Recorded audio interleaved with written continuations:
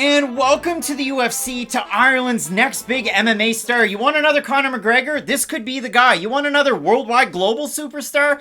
I actually think this could be the guy. Matt, we have the former welterweight champ over the Cage Warriors, Garry, set to make his debut against thrice-tried Dana White's Contender Series participant, Jordan Williams, Mr. Bomaye. Do I like that song by The Game? Yeah. Do I like The Game outside of the rap? I don't know. I don't know him personally, but what I do know, I hope, is MMA. And for Garry, this is a guy that's tested himself both inside the cage and outside of the cage. His amateur career, very short, about a year. He had a great run there. He went, 6-1? So that's pretty cool. Then he's gone 7-0 since he's became a pro in MMA with Cage Warriors. Didn't take that check by Bellator, decided to test himself. And Matt, I wrote down a list of former Cage Warriors welterweight champions. You're not privy to this information. These are my notes. Former champions: Dan Hardy, Pascal Kraus. Where you at, Pascal? Like, seriously, where you at? Nicholas Dalby, Cole Pendred, and, Mason Jones. And that's where I want to go with this, Matt, because I said that Garry's tested himself outside of the cage.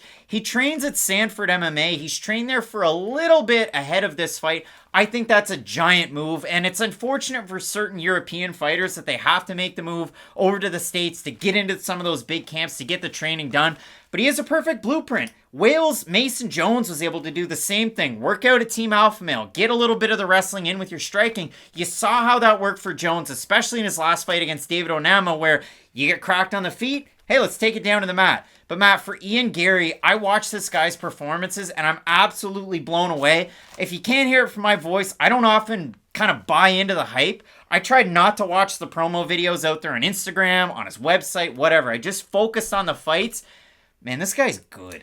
Yeah, he's legit. And they're not doing Jordan Williams any favors right now because Williams had a little bit of hype coming into the UFC. I don't feel like he was a massive star by any means, but they don't match up with a guy like Mickey Gall just because they think you're going to be a one-and-done star in the UFC. And that's what I'm going to get back to.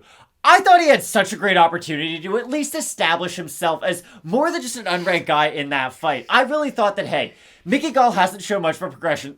Jordan Williams is a minus 175 favorite in that one. Exactly, and I thought, hey, he's going to be able to go in there, blow the doors off Mickey Gall, and just look phenomenal. And the thing is, when you fight a guy like Mickey Gall, like a Sage North guy, just any of those guys who got any sort of a promotional push from the UFC, it's going to give you some shine. Now, did Jordan Williams make the most of that opportunity?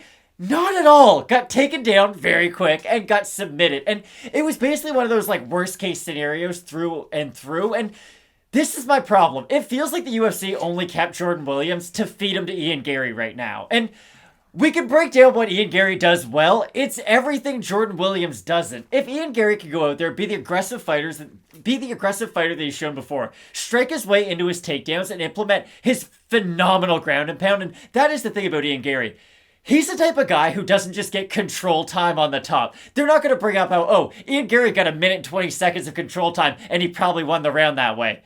He's going to use that top pressure. He's going to make you pay for when he is on top. And I love the move to Sanford MMA because who's another fighter who had, I don't want to say identical games to Garry, but I would say they had somewhat similar games. A much bigger guy, though, moved down to Sanford MMA, and he has added some striking to his game. Maybe Brendan Allan? Brendan Allan. Now, if Garry can show some of that same evolution down there with Sanford MMA, I agree 100%. I think he's shown the foundation of being an absolute superstar in this division one day. And if he can add some of that Sanford MMA, not just striking IQ, I think we've got a real contender on our hands. See, I feel like I have a little bit of bias, and again, I bought into the hype, so have that as a giant general warning for this fight, because I am incredibly impressed with what this guy does, impressed by the fact that, hey, at 23, almost 24, he made the move over to the States to get ready for a fight like this.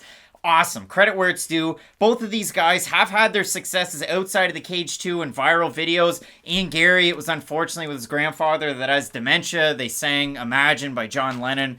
And if you didn't cry for that one, that was sad. And for Jordan Williams, he was the one that had a hard time getting insulin, getting those fights on Contender Series. And you look at it, he beats Tim Karen, but then it ends up in no contest because he tests positive for the weed. He loses to Ramazan Kuramagomedov that was supposed to end up in the UFC to fight Alex Oliveira. I still have that video squirreled away in case I ever need it. But listen, that fight didn't end up his way. And then he fights a guy that, listen, we all know and love, Gregory Rodriguez. And what happens? He knocks him out quick. So it's kind of crazy to look at it for Jordan Williams that way. He's a blood and guts type of fighter. The loss in the UFC too.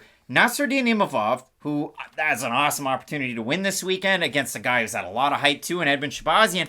And then Mickey Gall, so it's really tough to tell exactly where he's at. But the level of competition for Ian Garry, since he's become a pro, pretty darn good. He fought in that kind of four-man tournament for the belt that they had because Mason Jones vacated. So automatically you ended up with Jack Grant, and you ended up with Rostam Akman. You know, the guy who wore the hair sweater, but that was his body. Yikes. And in that fight, Ian Garry's like, man, I'm going to put on a great performance. And I want to give credit where it's due, too, because, listen, MMA On Point puts out great stuff. And Pete C. Carroll, you know him and love him, had a great piece on Ian Garry as a prospect before that Rostam Akman fight. And in that, Ian's like, listen, I want to go out, impress everybody. I know I got to get the finish. I got to beat a former UFC guy. And in that one, he did exactly that. Then he fought Jack Grant, a guy who's fought a ton of really good competition. Now, Grant came up to take that fight, so he's not really a welterweight, but in that one, Garry wins a 5-round decision. I like that from a cardio perspective, so there's a lot of things that I really like. That fight was only 4 months ago, but again, I can go on and on and on. Started boxing at 10, started judo, became a black belt too after that, and then he mixed in the MMA. I don't know what more I can say, but really when it boils down to this one, again, a lot of bias because I bought into the hype. I like Ian Garry in this one. I guess this is my question for you. Do you think we'll ever see Garry move up to 185 pounds? Because he is a really young guy, and he has a big frame for this weight class. It's been something in the back of my mind a little bit. I would hate to see him really gain a lot of momentum at welterweight, just for his body to kind of decide, hey, I'm almost too big for this weight class. That's the only thing that I'm a little bit concerned about with him fighting at this weight class. I do look at him, and I do see a potential future at 185 pounds, because think of like Darren Till, came over from Cage Warriors, had a lot of success, had a lot of hype behind him, but he hadn't really grown into his body before he came to the UFC. And then we saw he almost grew a little bit too fast. And now we see he doesn't really fit in at middleweight. Listen, I think Ian Garry has a higher ceiling than Darren Till. And I know that's wild to say because Darren Till at one point people thought was going to be a champion. And I do like him quite a bit in this fight. Just that's always something that's sort of in the back of my mind. The odds, Garry open a minus 290 favorite, roughly a minus 363 on best fight odds. For Williams, open a plus 235. He's now a plus 277. The votes on Tapology, haven't looked at them. I'm assuming over 90% Garry. I'd agree, yeah. Yeah, look at that. 1,040 total votes. 94% Garry, 68% by knockout for the 6% that have Williams, 47% by decision, 38% by knockout. I can't stress this enough. Ton of bias. I bought into the hype, so I'm already on that train. I've got Ian Garry in this fight. Whether you're biased or not, it's just Jordan Williams does have a lot of ways to win this fight. Knockout. But a knockout's really tough to do against a guy who's never been knocked out before, who's defensively sound on the feet, and who has dominant wrestling in his back pocket.